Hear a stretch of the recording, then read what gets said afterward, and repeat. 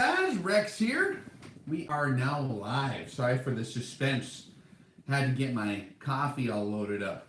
My old man always used to just have me grab him a cup of coffee. And he was kind of a black coffee kind of guy for the most part. But in the wintertime, he'd pour in some of that Swiss Miss cocoa powder. And so this is one thing right here that I think will be very good. You just add a little bit of this to your coffee. And it's real. Wait a minute. This ain't cocoa powder. That's something entirely different. We've had a good last month here. Been keeping real busy. It's been real cold up where we're at. Of course, this is a live stream, so we are live. I do have the comments coming up on the screen, so we'll kind of greet everyone for a minute here, and then we'll get rolling on the questions and answers topics. And I'm going to show you guys some proprietary equipment that I like to set up with my ELR or my HTI rifle. Now, it depends on what your target is. HTI, hard target interdiction rifles, often make great ELR rifles. Granted that you're not going to destroy someone's beautiful AR-500 targets if you're too close, right? Because there is a lot of power in like a 50 caliber or a weapon like that. First things first, we did have a good seminar in California. That was that Super Bowl Sunday seminar. That was pretty cool. Our plan was to have that last couple hours where we do the questions and answers part of the seminar at the brewery across the street. So we all went out there, ate a bunch of chicken wings, and had a beer. And I don't think anyone watched the Super Bowl, which is bad. Well, I don't know. I didn't watch it either. But the intent was I was going to decrypt the halftime show. And I did see 2 seconds of it. All I saw was a giant flaming M with some guy on fire running in a circle doing his thing. So I missed out on that. I still haven't had a chance to go back and study that out. But if you listen to one of our new podcasts, we're going to start doing the podcast again pretty soon, I think, guys. I'm just going to get them fired up. We've all been busy for the last year since we kind of got on this new horse of training, and it's been awesome. But I miss the podcast. The podcast is one of my favorite deals. For those of you that don't know exactly what I'm talking about, on rexreviews.org is our media site. That's the media company. And we have a podcast show. That's an audio-only show. Now, I do have some podcast excerpts from that audio show on the YouTube channel, but you're not going to find them on the YouTube channel. You have to go to rexreviews.org, and if you sign up for the newsletter there, you should get updates when the podcast coming out. And unfortunately, I didn't realize that if you get too many subscribers, like your emails jam up. So no one's been getting their updates is what I've been hearing. So I'm going to have to get MailChimp or one of them outfits to help me out on that. I do have some professional computer help now. Give me assistance on that as we continue to go in those areas. But that's been fun. We had a great seminar in California. People are so thirsty down there for stuff like this. They love the long-range precision shooting, and I love hanging out down there with them. They're always got a good sense of humor. I get to tell all my little jokes, and they always laugh at them, and we have a good time, and they're just a kick in the pants. Always enjoy hanging out at supper afterwards as well. So for those of you at the seminar in California, thanks for coming out. By the way, I always get the coolest stuff from my compadres there. I thought this was really cool. A hat one of our alumni gave to me. Pray hard and shoot straight. And I thought, hey man, that's pretty cool. He said, this is how we roll. And I said, that's how I roll too. So now I'm wearing the hat. This is my new official hat. I'm telling you what, man. I drink cheap coffee, but if you put that Swiss Miss cocoa powder in there, it ain't bad at all. So what we got on the table here is an ELR rifle. And this is an Armalite AR-50. Very, very large, super ultra heavyweight rifle. Very, very not portable. This is designed to be very accurate, one shot at a time, very simple, incredibly rugged, but very like a very rugged, simple, minimalist design, but it's not something you're just gonna, there's videos from me back in the day shooting this offhand, but that's not how you're gonna typically employ something like this. This is meant to be an accurate long-range precision rifle, okay? There's a lot of different configurations. There's the Barrett M82s, the venerable Barretts. The M107s, kind of the newer version that they are quite a bit different in a lot of ways. Those are excellent rifles for different applications. This particular rifle, and too bad I can't show you the whole deal. Let's see, go down to the end here. You got the big old brake there. It's in a very stout, very simple, rectangular kind of channel style chassis, and it's octagonal receiver, and it fits into there, being it's an octagon, very nicely into the V-block, so you got a lot more contact than you would a round chamber sitting into a V-block, right? And the way it's bolted in and the stoutness of this adds for a huge amount of rigidity in the system. For those of you that are alumni of the classes, we do quite a talk on internal ballistics, not only from a functionality point of view, but from a bore access shift point of view. Now, in the old 101 series, which I do plan on uploading the new version of those, now that I know how to actually make videos. Before I kind of didn't. I was just stumbling around. I knew the information, but I'm like not a video editing guy. Now that I know how to actually run like Adobe Premiere and stuff like that, I can put the proper titles on there and all that. I'm going to do some more videos talking about the internal ballistics and kind of really simplifying the process on the things you really need to look out for. There's so many different things that can happen with tolerances and cumulative tolerance stacking in any rifle that will cumulatively add up to wiggling parts.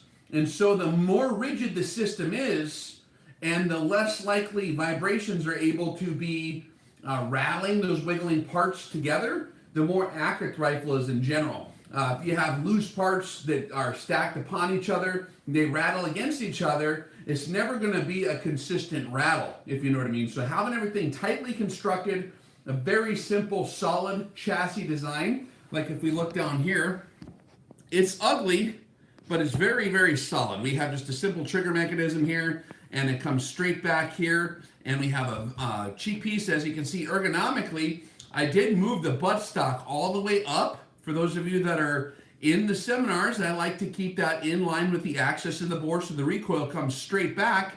That'll eliminate muzzle flip. And I did raise my cheek piece almost all the way to the top. Not all the way. The AR-50 is configured in such a way where I could raise it up pretty high. But I don't mind the scope being pretty high above the line of the bore for several reasons. First of all, I can get my ergonomics proper. If my center of mass is directly behind the rifle, when that rifle recoils, is straight back rather than up. And if it's up, I have to find the target again. I'm not going to see the bullet trace. I like to spot my own bullet trace if at all humanly possible. So that's why we do have some specialized techniques that we do train in the classes, exactly all the little idiosyncrasies and details on how to execute those techniques with perfection so that you can spot your own rounds at long range. Your spotter might blink, right? Or he might be eating a Nutter Butter cookie or something like that and forget what he was doing. So you can't just rely on your spotter. It's always good for the shooter to be able to call a shot as well. Plus, if time on target effectiveness is a thing that you need to be worried about, and that's what you're going to have happen when you're shooting animate targets, real targets, a target that's not going to be there forever. You have to make a decisive decision to shoot, and that follow-up shot needs to be quickly. If your spotter has to observe it for you, how long does it take him to communicate, right, 3 o'clock, low, whatever, like however many mils. Then you have to confirm that information and dial it in. If you saw your own hit, that's an instantaneous correction. So if the shooter has absolute positive identification of where they hit because they had the ergonomics set up right and the recoil didn't get them thrown off their point of aim, and they can still see that target the whole way that bullet trace is going down the target, you can watch your own bullet fly in there. That you can start really making an adjustment right before it even hits because you know exactly which way it was going, left, right, up, or down.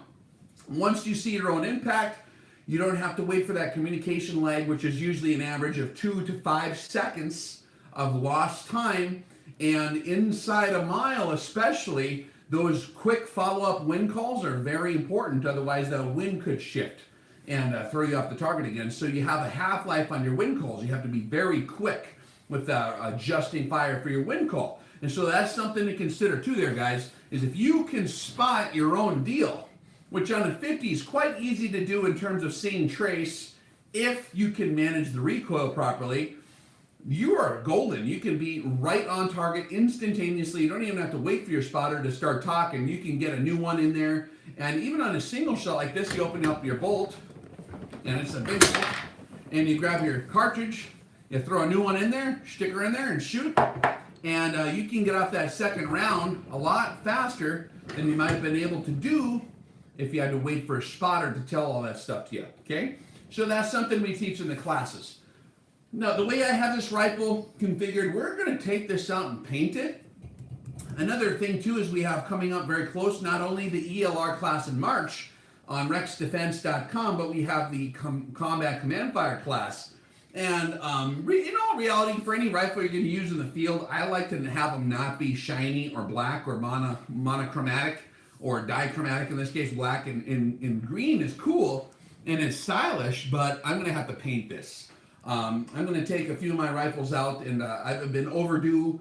I do have a good heater in my garage. I'm going to go out there, and for the love of my friends watching on YouTube, I'll take a little bit of damage from the paint, erase a few more brain cells, and go out there and paint and get some camouflage videos done for you and show you some tips on how to properly conceal your weapon, what parts to be light on with the paint, on your scope mounting and stuff like that. There's different tricks. And so we'll do that for a precision rifle. We did some camouflage videos back in the day. Those are pretty old school videos. They're pretty scary to watch because it's like a Steven Seagal movie from the 80s or something, and wearing like a greaser jacket and got long hair, and it's crazy. So now that I got a haircut and I look more like a normal guy and I can actually film properly, I'll give you some more high quality produced camouflaging videos. So there is some interesting things the way I have my 50 set up. I showed you the ergonomics. I got my cheek piece real high. I got my buttstock real high, again for the ergonomics, so that the recoil comes straight back. But also, the reason I have my cheek piece so high is because I do have my scope mount a little bit high. One reason is to be able to see over this very long barrel, especially if I was to have a lot of adjustment dialed into the scope. I might be looking at the end of that barrel. And if I'm using a Charlie Terac, which is a prismatic deal we put on the front, we reviewed those. You can look at the TACCOM HQ Charlie Terac, which is something you might use for shooting several miles. You might be looking at that barrel. So the more height you can get actually is not a bad thing. One optic I did have on here forever, which is on here someplace. Where is it?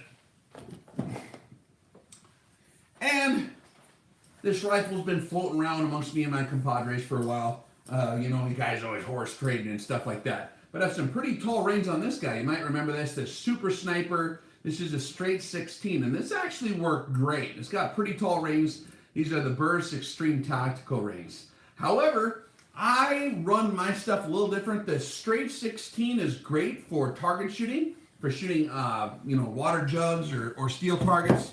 But in a dynamic target environment, if you're going to use an HTI rifle, a lot of times you're shooting at bad guy vehicles. Like in that movie Red Dawn, remember when Patrick Swayze and, what's his name? Winning, ding! What's his name? I forget the actor's name, the crazy guy. Charlie Sheen. When they were setting up their little kill box because the Russians were coming up the hill, there's different distances. You might do a far ambush, you might do a close ambush, you don't know what you're going to do. So I like to have equipment modularity. So on top of the rifle, you guys might remember this. I hinted many moons ago that we're going to review, this thing is heavy, that we're going to review this thing. This is the RX Ninja mount, the Rex Ninja mount from Veldata.com. And it's a push button, really heavy duty steel mounting system. See, if I push that, you can see the holes moving there. And I'll show you how this works. But it's a quick detach way to just snap in a new optic. So if I'm like within 800 yards and I'm shooting at hard targets, which are like, I don't know, the Russian vehicles driving up the mountain to get you, and you're in the forest and you're going to be in between 50 meters and 600 meters or 800 meters, I'm just going to snap something like this on there. I got a pit bull on there now. This is a 1.5 to 8 power scope by Veldata. Very, very, very stout. It's a little bit ugly of a scope in some ways, but the optics are good. The glass is good quality. If you're one of these guys that gets all bent out of shape about a little bit of the netting and stuff like that at your extreme power ranges, then you might want something a little different. But in my application, I need maximum heavy dutiness. And this, I believe this is the Pitbull. Don't quote me on that, but it's a 1.5 to 8 by 26. And this is actually one made by IOR, Instrument Optics of Romania. And that's the East Block construction. So on this, I can crank her down to 1.5. And in my reticle, I have a lot of mils of adjustment just to hold over my reticle. And that's how I'm going to use this for large, hard targets, okay? Moving hard targets, I want a wide field of view. I might use 4 power, I might use 2.5, I might use 6. But I don't want like a really high magnification target scope at that point if I'm shooting large, hard targets that are moving around quickly, right? I want to be able to have full view of the entire area.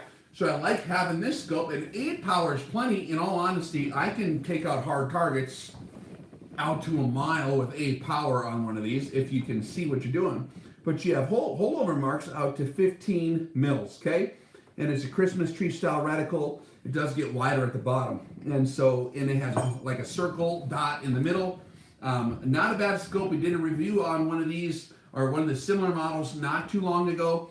Or, well, actually it's been a year or two ago. But they've been around for a while, guys. It's not something that's like new on the market or not battle proven. This has been heavily battle proven. The turrets are the different styles, the East Block style turrets on these.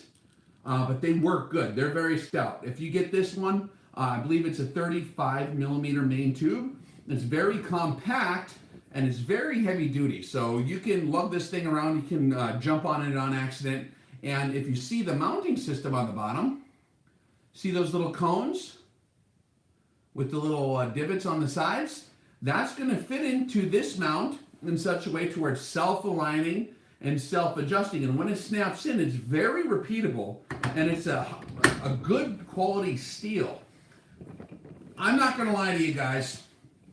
I was skeptical that this damn thing would, pardon my French, that this thing would actually work good for a long period of time.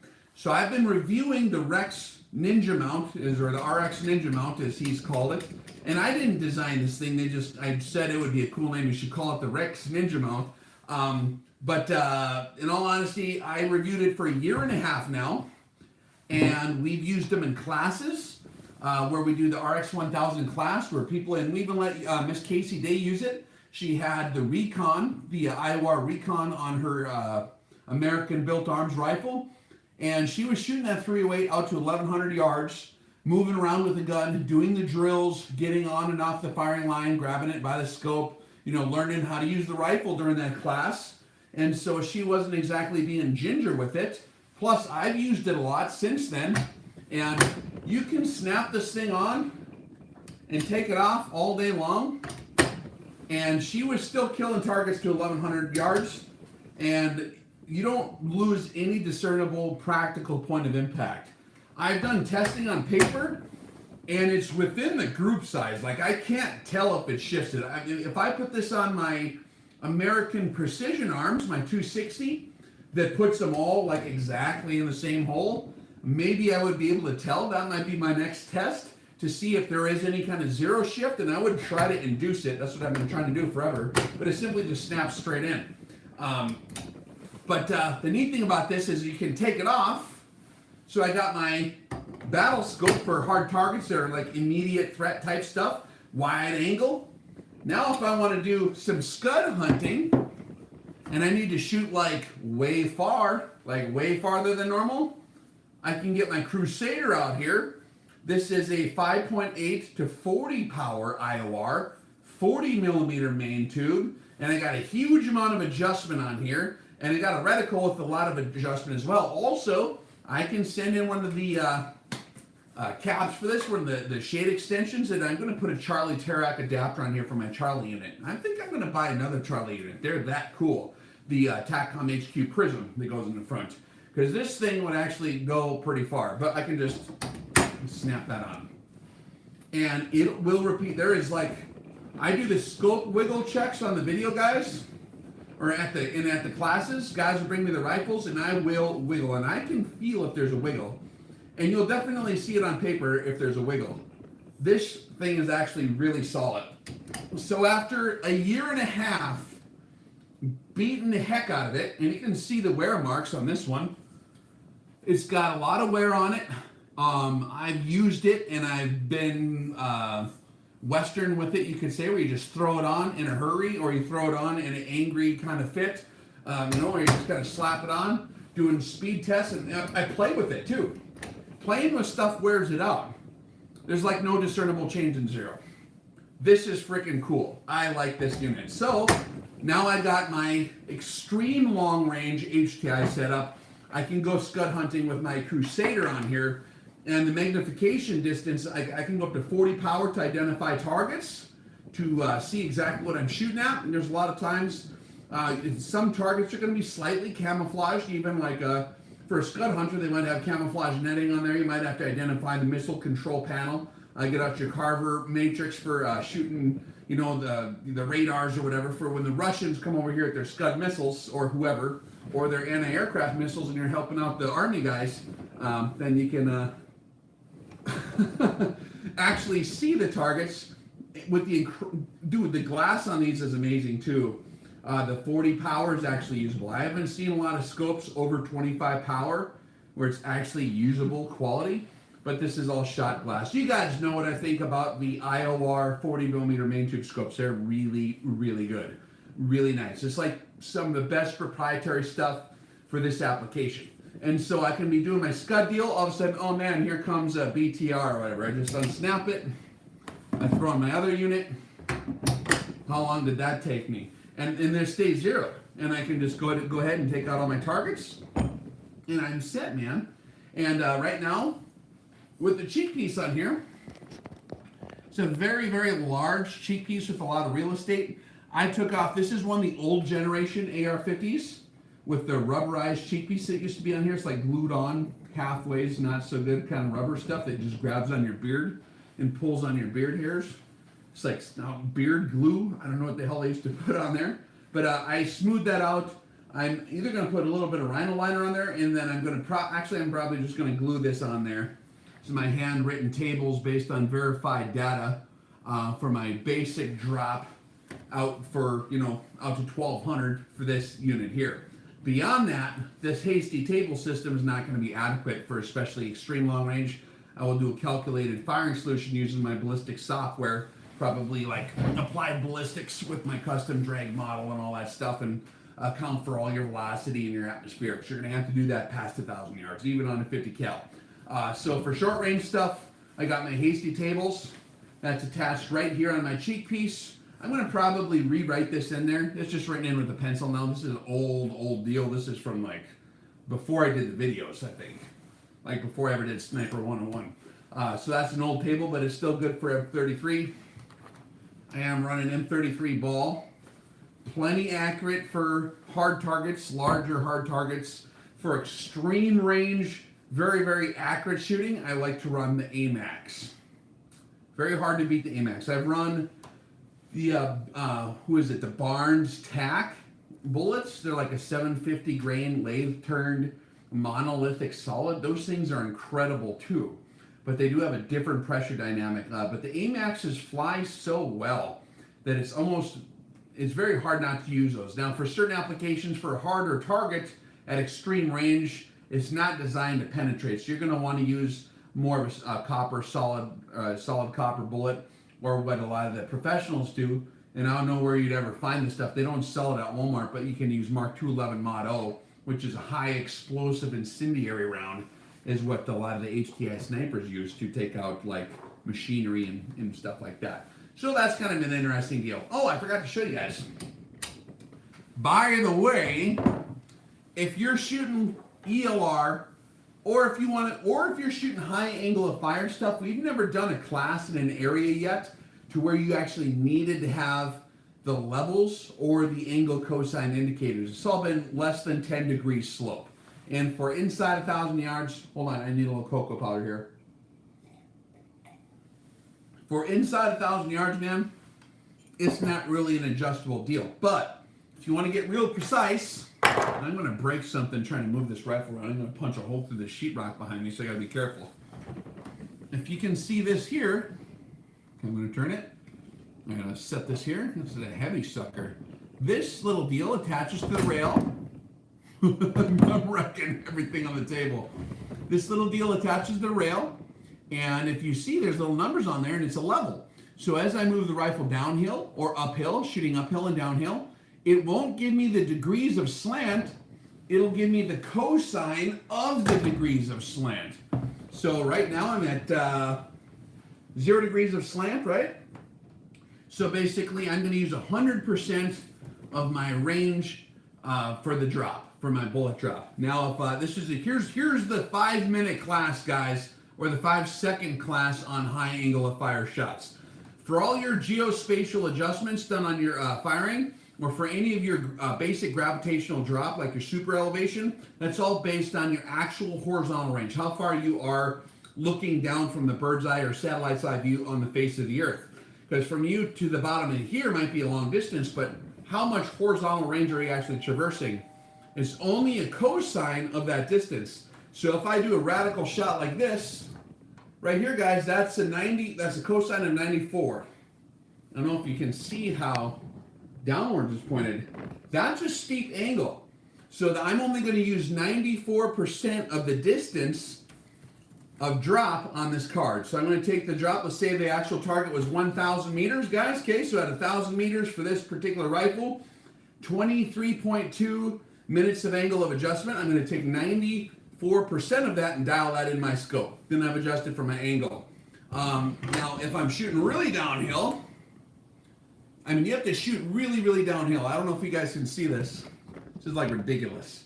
So if you're hanging like Cliffhanger and Sylvester Stallone off a cliff right here, and this is your angle of fire, my cosine indicator is telling me to dial in 77% of the range. So now you do have a significant adjustment, but you really have to have quite a steep angle before you really have to start seeing a significant number on that, right? And so that's something to keep track of. And it's nice to know on the fly. You don't want to be doing trigonometry in the field unless you have to, because you have to worry about trigonometry on top of trigonometry. And so there's all kinds of extra stuff that you don't want to worry about. Having an angle cosine indicator is a great way to go. And if I'm remembering correctly, let's see what this is for you guys. I assume you're wondering what this is. Angle cosine indicator for Badger Ordnance. They have several different models. This one mounts on the rail. I like to keep it down on the rail myself. It's just my personal preference. I think they have different models they can attach in different spots. I got this from Opticsplanet.com. Oh yeah, Opticsplanet. I made a big order with those guys lately. What else did I get from them? You guys see the drag bag video? Here's the Sawyer mini filter. Can drink water straight out of a mud puddle in Asia. I've done that before without this, and I've experienced what they call giardia, and it's horrible, but I lived, and now I wouldn't say I'm immune to that, but I'm immune to a lot more stuff. That's my version of inoculation. I have some of my medical profession buddies who tell me I'm crazy and I should get like shots for that. I say just drink the local water, especially the sewage water. If you just drink it without a filter, yeah, you'll get the germs for sure, the live bacteria, and then eventually, if you survive, you're sort of immune to it. That is not medical advice. Don't actually do that. That is a joke.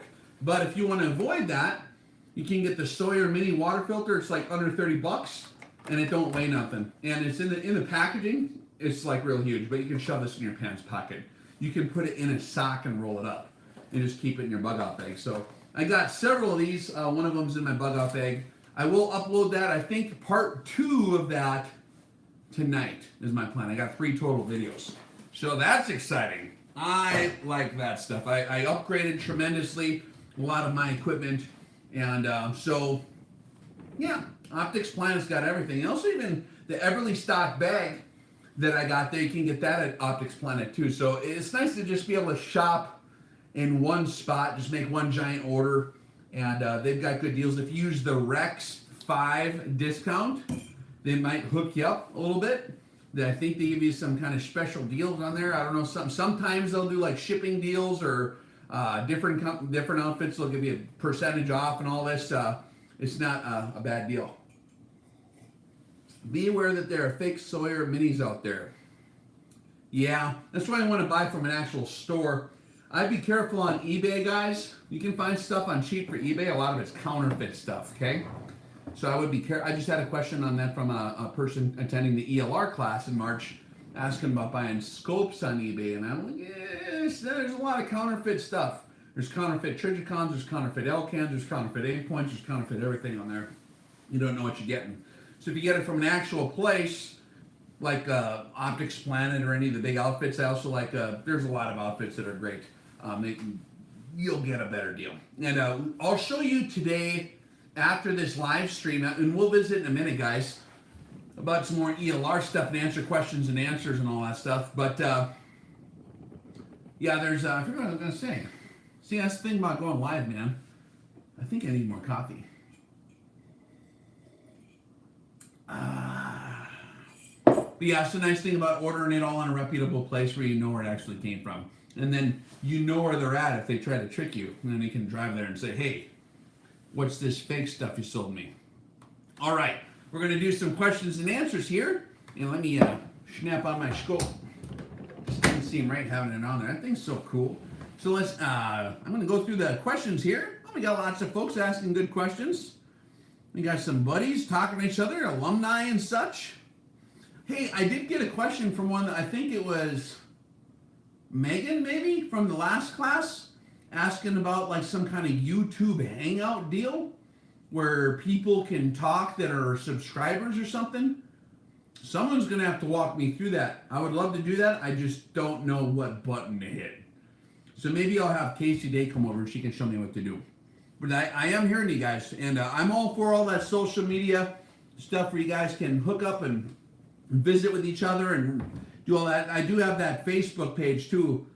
I have a Rex Reviews Facebook page, and then I have an alumni Facebook page for people alumni of the classes, and then I have a defense page too. So that's where a lot of the people I see hanging out is on that spacebook.com or MyFace or whatever it's called. All right, so I'm going to start. I just backed up a little bit. Can you stack discounts at Opticsplanet thinking about buying the Nikon 4K rangefinder? I think you can save off your entire order. Fill up your cart all the way to the top, type in the Rex 5 discount, and it applies to the entire order.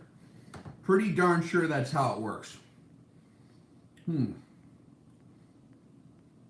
Pitbull, I think, was even shorter actually. Yeah, it might be. Wish you weren't doing this while I'm at work. I'm sorry, guys. When the wife gets home, though, I like hanging out with her. So, I do this while I'm at work. Yeah, I got lucky. I got a sweetheart. Oh, let's see here. Also, thanks for popularizing a company from my home country. Yeah, Opticsplanet is good. Oh, are you talking about this? Romania? Yeah, Romania makes good stuff. There's a lot of good stuff out of East Europe, man. Like the Czechs and the Slovaks and the Polish and the Hungarians. If you look at their machining and the cars they build there, did you know like Kia is made in Trenčín, I believe, Slovakia?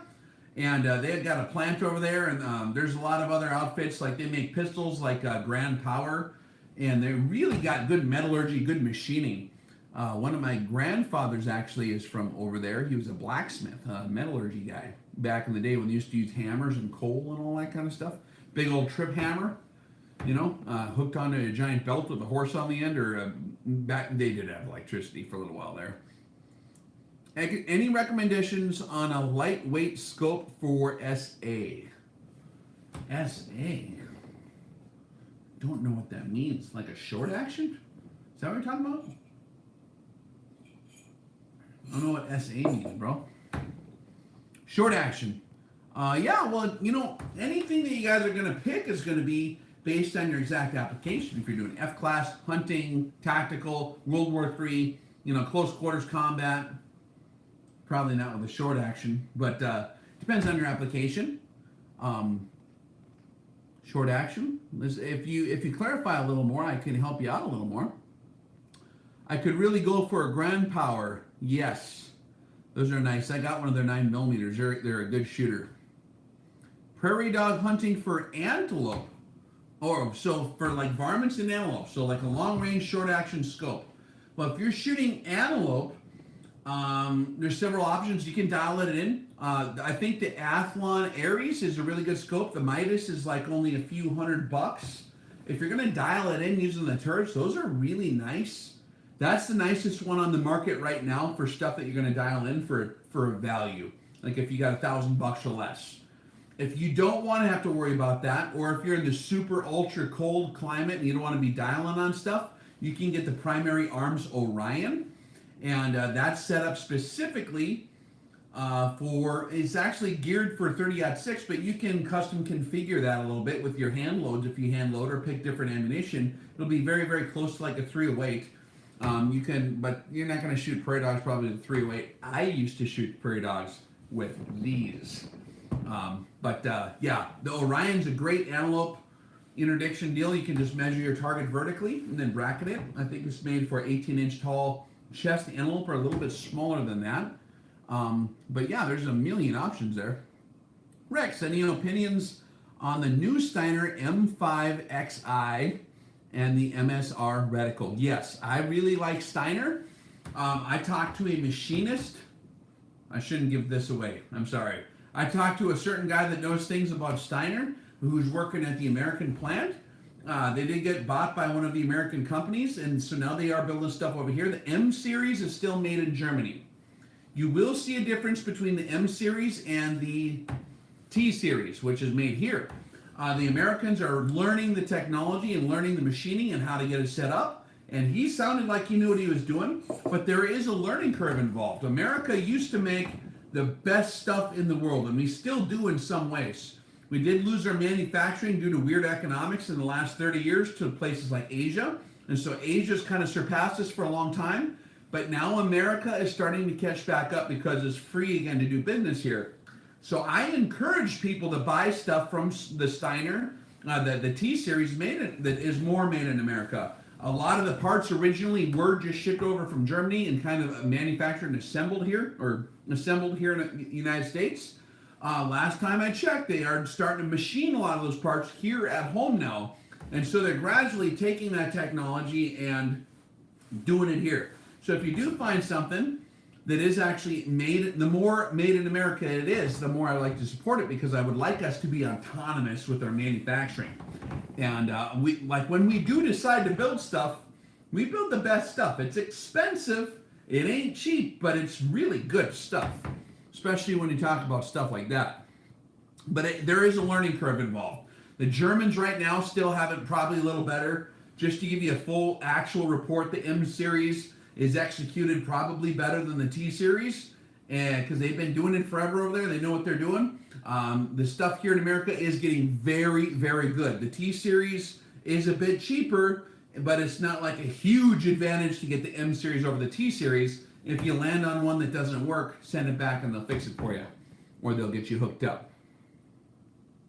All right. Talk Eduardo into re-releasing his book. Yeah, man, I got a copy of the 101 Sniper Exercises by Eduardo Fontcuberta. That is actually, dude, that's on my reading list too. I need to redo my reading list. I got a lot of recommended reading for guys that are into this long-range stuff, but he comes at it from a very good, well-rounded angle. My friend Eduardo is not only a sniper instructor for 30 years, he's got a lot of real-world experience in North Africa, Asia, South America, all over Europe. He's trained a lot of Tier 1 guys. He really knows his stuff. He's very humble. He doesn't like to talk about that stuff, but I'll break for him a little bit. But he's also competition. He's been in a lot of competition. He's like a 50 caliber world champion a bunch of times. He's involved heavily in the competitive world of 50 caliber shooters association and King of 2 Mile events. He's involved heavily in the industry, helping the industry perfect things like that. Eduardo knows his stuff. And when he wrote his book, The 101 Sniper Exercises, he does a very good job explaining like the different strengths and weaknesses of different fields of study. So like, for example, competitive shooters in some styles really excel at certain things. Like F-class guys really got equipment down. They know how to chamber rifles for maximum accuracy. Their reloading skills are incredible. But maybe they're not good at sneaking around with scuba gear or whatever in field craft or high-speed boats or whatever they do with the military stuff, right?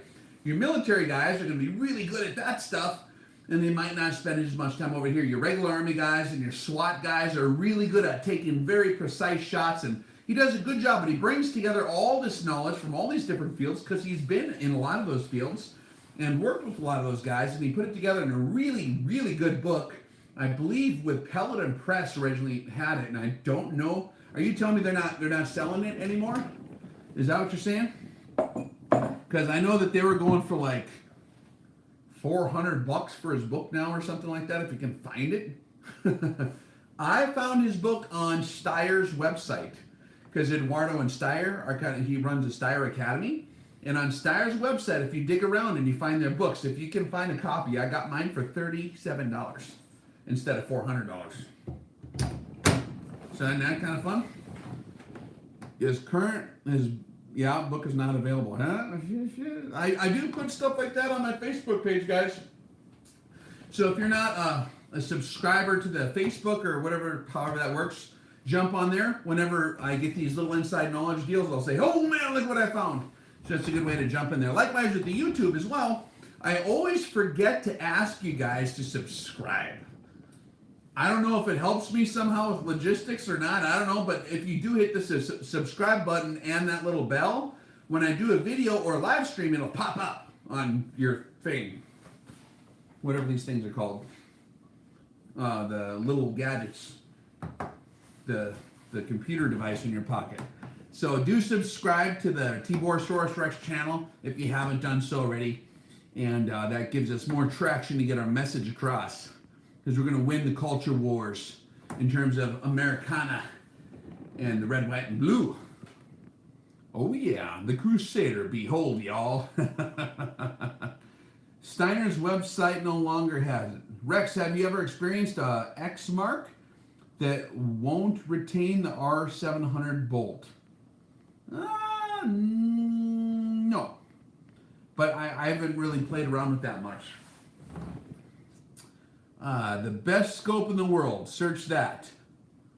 Best scope in the world. Well, that depends on your application. It certainly does. If you're doing BB gun competition, then the best scope in the world might only cost you $200. BB gun scope. Because if you put anything else on there, it'll break. Best scope in the world for, close quarters battle might be something different, right? So it depends on your application. Always depends on what you're doing. How reliable would you consider a G3 claw scope mount for repeatable accuracy? So I've run G3s, HK91s, and PTR91s quite a bit back 15 years ago, I reckon it was. And they have the stain egg claw mount that grabs on there. They'll typically run, those rifles will shoot like around a minute of angle. Maybe 1.3, 1.5, depending on the ammunition. We were running, I think it was Hertenberger ammo, German ammo. And out of I think they were German HK91s actually. And they shoot real good with the stain egg mount on there in the scope. The main problem is not with the mounting is not, from a engineer's perspective, the best way to go. It is a sheet metal receiver, so that's kind of the only way you got to do it. You got to just grab it on there. Of course, something with the flat top, they did make, I think Century Arms for a while there did actually have like a big, I don't know if it was made out of aluminum or pot metal. It was kind of, instead of the upper part of the G3 being like a sheet metal, it was kind of a big, ugly, real rough textured kind of flat top Picatinny deal. Those actually worked really good in terms of mounting scopes. The problem with those rifles is that most scopes don't like being mounted to that rifle. That roller lock action and the heavy bolt that slams forward just eats scopes up. So you'd have to run something actually like this on there, something designed for it, like the Alr Class. Are you still running the Pulsar XP50? And how has it been? Looking to purchase. Yes. Okay, so here's where my moral dilemma meets with my scientific reality. The Pulsar XP50 is incredible. For $5,000, you're nipping at the ankles of any kind of good night vision you got that's accessible to any of your tops like snipers in the world. Like there's really, really good image. In some ways, it's better than a lot of the stuff some of the military guys are using. In some ways, now a lot of the other stuff is better in other ways. I've seen a lot of the other thermals. The Trigicon thermals are nice. There's I actually like the Trigicons for other reasons too. But I like something where you just turn it on and it's on. I don't like all these buttons and modes and pages and setup and it's not like I want to boot an Apple computer from 1987 and then put it in the floppy disk to get the damn thing to turn on. That's not what I'm into. I just want to turn it on. So Pulsar, the XP50 is incredible. You do have to learn how to use it, and if you get it set up the way you like it and you learn where all the buttons are, it's incredible. They're very rugged, surprisingly rugged. I thought they'd be like, because I've been running like normal night vision back in the day for a long time, and that stuff is fragile. You know, you get it exposed to light and it burns out all the tubes, or you slam it around and it breaks it. But this is all solid state stuff. It's basically the same kind of technology you're going to find in a camcorder. So it's all solid state technology. You can use it in the daylight. You can use it in the nighttime. It's incredibly effective for finding any kind of live targets. You can see where people were driving cars, like the tire tracks. You can see where animals or people were walking. You can see boot prints of where the guy went around the corner. You can see which vehicles just got turned off and parked. There's so much stuff. You can see if a building is occupied. You can be looking at a building. Nope, that one's got glowing windows. That little shed over there is occupied. And then, of course, taking targets with it, it's just like a normal rifle scope in terms of accuracy. They work amazingly well. You can discern what species of animal you're looking at. I'd say up to 700-800 yards very reliably. You can tell that it's a four-legged critter at 1,000 or more.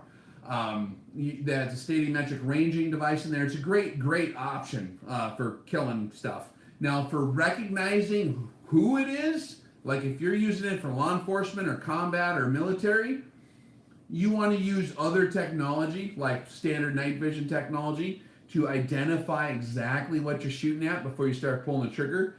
Because with thermal, the XP50 is good enough at 100 yards, you can recognize a dude's face. Beyond that, you just recognize that it is a dude. And that's not really something you do have the responsibility to identify your targets. That even goes for like coyote hunters. You'll see that it's a dog-like animal running, but you won't know if it's your pet dog or your neighbor's dog or a coyote or what it is. So identification and detection are two different qualities. So you got to mix the technology to not only be able to spot the target with a thermal, but identify it with the other one, and then you can go back to thermal and kill it. Now, if you're just hunting for any deer, you don't have to recognize if it's one particular deer or the other one, and or whatever, wherever it's legal to do that. Or if you're hog hunting would be a better example, right? If you're down in Texas, you can do a lot of night hunting for hogs. If it's a hog, you'll see that it's a hog. Very, very effective. Super good piece of kit. The downside is something I'm learning about. I'm starting to read more of the stories to some of these outfits, and there's a lot of shenanigans that go on behind the scenes, I think, with some of these outfits, and a lot of that stuff is using some of the state-of-the-art Russian technology on the inside. So it's like the state-of-the-art military Russian technology, and but I mean that's the reality of any technology being used. No matter what you buy, I mean, like for example, most of these scopes that I'm talking about are like made in Asia. Most of that's China. That's the People's Republic of China. Is that our current ally, or are they an oppositional force potentially in the future? So or if I buy this coat, I don't even know where it's made, probably Malaysia or someplace, or China. So being responsible with buying American is a great way to go if you have that option.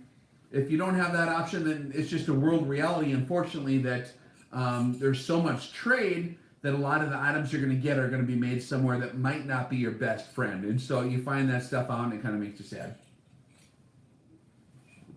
That's reality. You buy a Leupold scope and half the parts are made in China. I mean, at least at one time they were. Or you guys have seen my reviews. I'm not going to beat a dead horse. The Armalite AR-50 should be more accurate than the Barrett M82A1 or the M107. Bolt actions usually are. Okay, if you're looking for the ultimate in accuracy, for the best value, the Armalite AR-50 is very hard to beat in a 50 caliber. It's not super expensive. It's like $3,000-ish or $2,000. I don't know what they cost nowadays. They used to be like $2,300, right? They're stupidly accurate. It's just because it's built so rigid. It's a rigidity factor. If you come to the seminar, you'll see how much engagement you got between the receiver and the barrel. There's a lot of thread engagement there. Everything's very heavy duty, very stout. A heavy object's generally more rigid. A more rigid object is going to have less flex in it.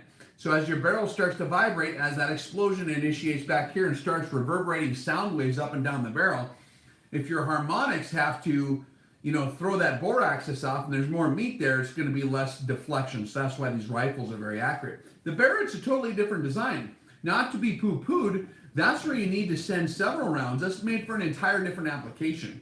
A typical M107, M82 will be a 2-minute of angle rifle probably. Maybe a little better with good ammo or in the right hands, but that's plenty effective to do its job. And if you're there's a lot of different field manuals, and I ain't going to tell you guys which ones they are unless you already know what they are. But the Army's studied this, and there's classes they'll give to like 11 Bravos and infantry guys. How many rounds of what kind of caliber does it take to take out a certain kind of armored vehicle or whatever piece of equipment? And certain vehicles, it's like, okay, if you have M33 ball, you need 7 rounds to the engine, and then you can consider that done, and then you move on to the next target. It's actually scientifically assessed. It's not just kind of willy-nilly spray from the hip type stuff. They do get scientific, and they are well trained, especially our tier 1 guys actually know what they're doing. With that being said, the Barrett is meant to give you several more rounds, because when you're hitting a hard target, if you got a roadblock or a checkpoint set up, and you got a vehicle with a explosive strap on it coming at you, and it ain't hitting on the brakes, you got to stop it right now. And you don't want 1 round. You want like 10 rounds into the engine immediately to totally incapacitate that vehicle, hopefully before it gets to you. So that's kind of what that's designed for. Not that exact only situation, but more of that mindset for taking out vehicles. There's a certain amount of rounds that you need to get into a hard target to actually destroy it. And so different objects require a different amount of hits. You got to get score on there. And that's all in the HTI manuals too. Oh yeah, minute of vehicle, MOV. Have you reviewed the Leupold Mark V 5-25x56? I have not. That sounds like an interesting scope. I need to catch up on that stuff. Do you know what the difference between the 375 Shytac and the 375 XC are? Okay, there's a lot of different Wildcat sub-variations of a lot of these different cartridges.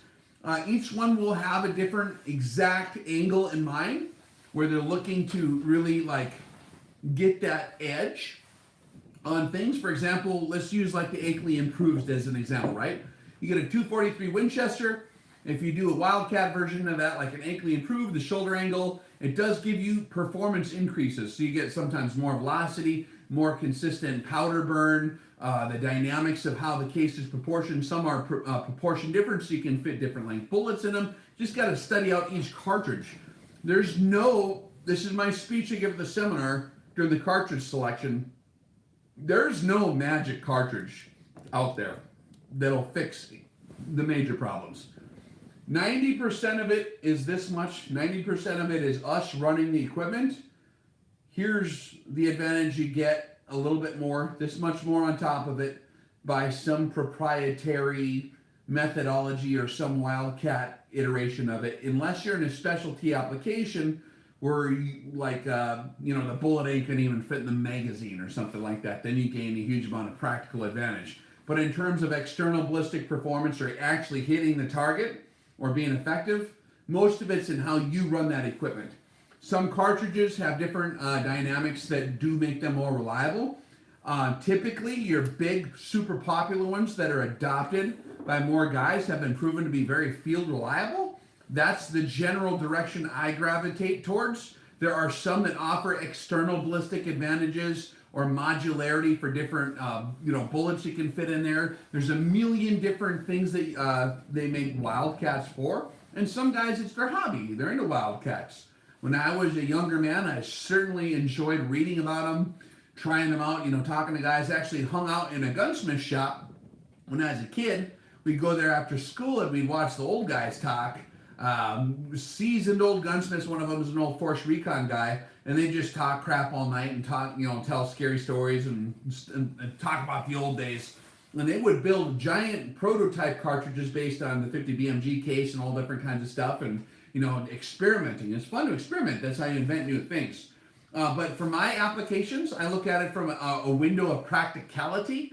And so that being said, I always err on the side of logistical compatibility where I can find ammo, and then also on reliable feeding and things like that. So I don't deviate too far off the widely treaded path when it comes to cartridge selection, because if I employ everything properly and I integrate my ballistic systems properly with the science and with everything else in the system, and I have all my inputs right, a 50 caliber versus a 375 Chi-Tac versus a 416 versus a 408,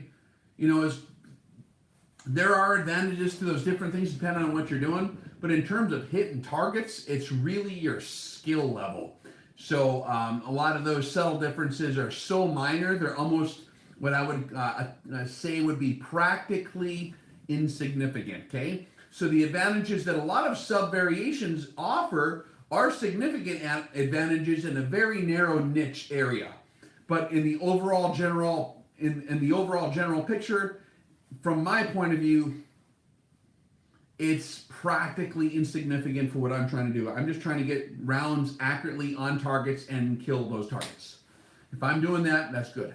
Now, in the competitive world, there's a different pressure there, right? Because all of a sudden you're measuring a group this big versus a group this big. Well, that's a huge deal when you're trying to win a contest, right? So that being said, that's where you're going to find a lot of those edges. Those would be the guys to talk to, your F-class guys, your bench rest shooter guys. Your king and 2 mile guys. There's a lot of experimentation that goes on, and that's what advances the industry, and I think that's great. But at the same time, I come at it from a user standpoint. I'm a utilitarian. I run whatever is available, and I maximize that. If I find an old military bolt action laying there, I will, if it's not broke, I will figure out how to run it within 2 seconds, because I like to make whatever I have run good. Simo Heiha is a perfect example.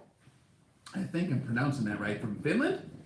In 1939, there was the Winter War, where the Russians, the Soviet Union, invaded Finland, and they tried to take over that whole area. And Finland put up a pretty decent resistance. They relied heavily on snipers to do that because they were grossly outnumbered by the Russian armies. Now, the Russians had their hands full in, with the German invasion as well. But Simo Heiha was the sniper that on the books, as far as stuff that's known on Wikipedia, okay, there's other guys out there too that are not on the books, by the way. But in terms of the Wikipedia numbers, you had like 505 confirmed kills, and that's not all with the sniper rifle. A lot of it is with his submachine gun and everything else. But Simo Heiha was like the highest kill rate sniper world record holder in history. Carlos Hathcock, I believe, had 93 confirmed kills. A lot of it has to do with the target-rich environment, the intensity of the conflict, the desperation of the sniper to get closer to the enemy, all this kind of stuff. But my point is, he used an M90-130 Mosin Nagant with open sights. He didn't even have a scope. He used a rifle that you can buy at the hardware store for, what was it, $44 a couple years ago? I think now they're like $110. So he used a rifle which most people would consider to be a big steaming pile of junk, okay? I've got a Mosin Nagant. We've done videos shooting them at 950 yards. 3 or 4 hits out of 5 if you use the Snipersky ammo, the sniper grade ammo. I think it's 7N1. So it's ammunition contingent. So the point of that whole rant, to answer your question in the most thorough, sincere way I can, there's no magic cartridge, there's no magic rifle. It's about how you drive it and how you navigate your way to the target and use your fieldcraft in combination with all your other skill sets. It's not just about shooting, it's about how you place yourself and how you don't, in his case, freeze to death. It was a very cold winter that year, and Simo was not into looking tactical. He looked like a giant, what do they call that, marshmallow man from Ghostbusters. That was his tactical gear. Because when it's really cold, you don't care how cool you look, right? And so that was Simo's methodology. He actually used open sights because the scope would frost up all the time and malfunction in the winter. Oh yeah, very, very interesting history. You can read the book. Yeah, White Death was his name. That was his nickname, the White Death. Carlos Hathcock's nickname was White Feather. Absolutely. Did you know? I'll save that for the ELR class. So you guys come to ELR. I'll tell you some fun stuff. Rex, your Rex defense site is acting pretty odd when I try to get your class schedule and prerequisites. That is possible. I know that they're busy down there at the website place. I'll give them a ring and see what's going on. If you go into the class and you're looking for the prerequisites, it'll show you there's like a menu of what the class is. It'll say add to cart. If you hit that button, you're not actually adding it to the cart. You're actually going into the details of the class. That needs to be relabeled the details, okay? And then it'll have different tabs. You can see equipment required, prerequisites, venue details, what's your favorite color, all that other kind of stuff like that. So do navigate the site on a desktop too. It might be a little easier to navigate on a desktop at the moment. And we're still working the bugs out. We just got it live right before SHOT Show when everyone kind of went nuts and went all over the place. So we're in the process of getting that up and running. But if you do want a class and you can't figure it out, just email mrs.rex@rexreviews.com and she'll get you squared away with the class, whichever class you want to take. But if you poke around on a desktop, you should be able to find it pretty easy. And which class was that exactly we're looking at? The ELR class? The prerequisites for the ELR class, the ones that I would recommend, is if you've taken a seminar, it's going to help you tremendously. If you've taken either an RX 100 or a 1000 class, that's going to really help you out big time. Because day one on ELR, we're going to confirm your 0 at 100, but we're going to then take you straight up to 1,000 yards is where we start. And then we go in between 1,000 and 3,000 yards. And we're going to assume you know a lot of the information from those previous classes because the RX seminar, I think, is probably one of the more important ones that explains the logic system that we're going to be using for integration. And for those that were in the 2017 classes, the curriculum has been updated tremendously to be more wide spectrum with systems integration to all different ballistic computation devices. Like there's a lot of different units that different outfits use. And so we're showing you how to integrate whatever device you're using into your firing tables so that you can get your tables and your device to speak the same language, and which also matches reality at the same time. That's the trick. But if you come to the RX 3000, the ELR class, we'll be walking through all that stuff on day one. Okay? But the seminar would be heavily happy help. And like a RX 100 or a 1000 will get you pretty much ready to rock and roll for the RX 3000. All right, Finland took most of Nagants and did everything they could to increase the accuracy, new sight, etc. He used the M27. There is the M27, M28, and M39, which is the best Mosent agent ever. Look it up. Yep, there you go. So there's sub variations. Actually, the Motion I got is a Finnish version as well. There's sub variants of all those. But the point is, it's a $100 rifle. Some of them are very accurate, even the crappy ones. I've had the crappy M44s, the carbines. I bought it for $39, and it was shot out. The barrel looked horrible. It shot half minute of angle with military ammo. Now, people would say I'm lying, but if I had a video camera back then, I could have filmed it for you. It's all about the user, man. Yeah. Good questions, guys. Any other questions on the setup here? Yeah, so if you want to get one of these angle cosine indicator deals, let me get this out of here again. Just as a review for those that just tuned in, we're talking about the angle cosine indicator. Very, very handy tool for actually operating in rugged terrain if you're shooting up and down hills, or if you're in urban environments or shooting down, if you're a SWAT team guy and you're shooting straight down. You can get this. This is a Badger ordnance. That's from Opticsplanet.com where I got that.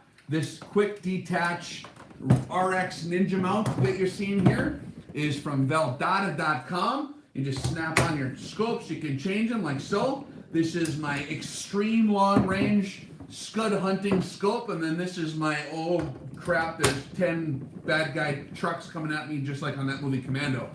And then I put this on there. And then you can retain your field of view. And so yeah, we'll be uploading the video very soon on the bug out bag system for the bug out bag kit, the get out of Dodge bag. We look forward to seeing you guys there. All right, oh, we got one last question.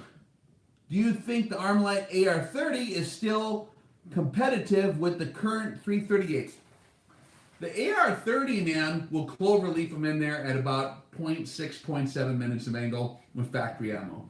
Maybe even better. Sometimes they run half minute of angle. So absolutely, they work very good. It's a minimalist approach, a very simple design, but very well executed. Right, guys, rock and roll. We'll catch you soon, and hope your day goes well. And we'll catch you on the flip side if I figure out this thing. How come I always forget how to turn this off?